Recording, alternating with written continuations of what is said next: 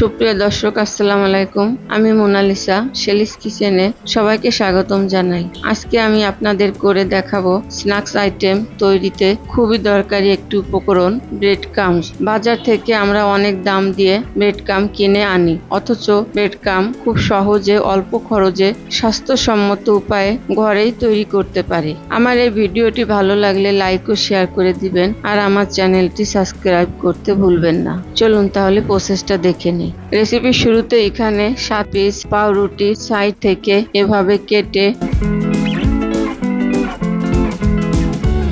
ভিতরের অংশ ছোট ছোট পিস করে কেটে নিব।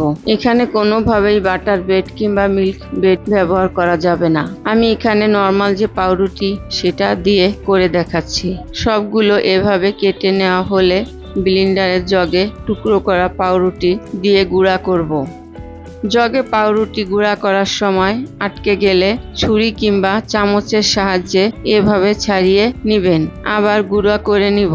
গুঁড়া করা হলে একটি পাত্রে ঢেলে এক সাইডে সরিয়ে রাখবো। আমি যেহেতু 3 ধরনের ব্রেড ক্রাম্ব তৈরি করে দেখাবো, তাই এবার দ্বিতীয়বার 7 পিস পাউরুটির সাইডে এভাবে কেটে ভিতরের অংশ ছোট ছোট টুকরা করে নিব।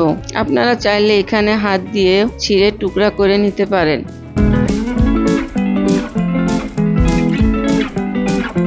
টুকরা করা হলে ব্লেন্ডারের জগে নিয়ে তাতে হাফ চামচ অরেঞ্জ ফুড কালার দিয়ে গুঁড়া করব।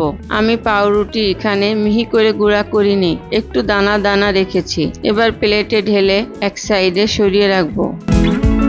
এবার পাউরুটির সাইডের অংশ এভাবে হাত দিয়ে ছোট ছোট টুকরা করে ব্লেন্ডারের জগে গুঁড়া করে নিব। গুঁড়া করা হলে প্লেটে ঢেলে নিব।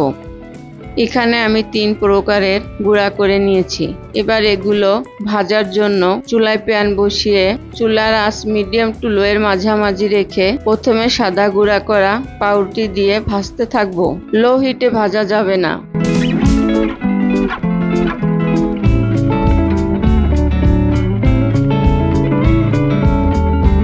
কালার হালকা ব্রাউন হলে নামিয়ে নিব।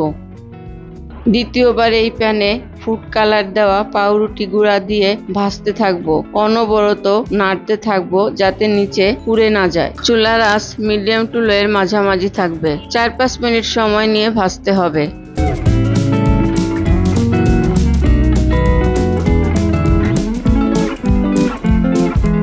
এই পর্যায়ে নামিয়ে নিব এবং এই প্যানে পাউরুটি সাইডের গুঁড়া করা অংশ দিয়ে আগের মতোই ভাজবো।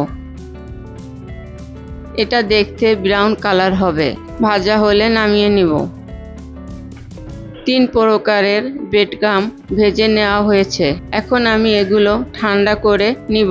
দেখুন, এগুলো ঝুরঝুরে হয়েছে এবং মচমচে হয়েছে। ঠান্ডা করা হলে সংরক্ষণের জন্য কোনো এয়ারটাইট কন্টেনারে কিংবা জিপার ব্যাগে ভরে ফ্রিজের নরমালে 2-3 মাস সংরক্ষণ করে রাখতে পারেন। আর ফ্রিজের ডিপে সারা বছরই সংরক্ষণ করে রাখতে পারেন, তবে ভেতরে যেন পানি না ঢোকে। আশা করি আমার আজকের এই 3 ধরনের ব্রেড ক্রাম্ব তৈরি আপনাদের পছন্দ হয়েছে। পছন্দ হলে অবশ্যই ট্রাই করবেন।